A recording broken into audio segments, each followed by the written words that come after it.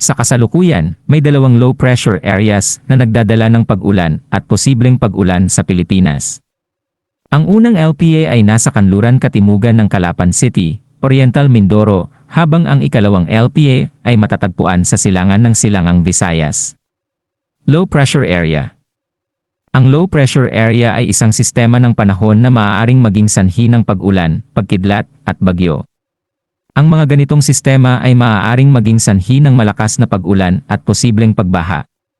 Ang mga LPA ay maaaring magpabago at maging mga bagyo o bagyo sa anumang oras. Ano ang dapat gawin kapag may bagyo? 1. Manatili sa impormado, subaybayan ang mga update sa panahon mula sa PAGASA at lokal na otoridad. 2. Maghanda para sa posibleng baha, siguruhing ligtas ang iyong mga gamit at handa kang lumikas kung kinakailangan. 3. Manatiling ligtas, iwasan ang paglalakbay sa mga lugar na madalas bahain o landslide prone. Paalala.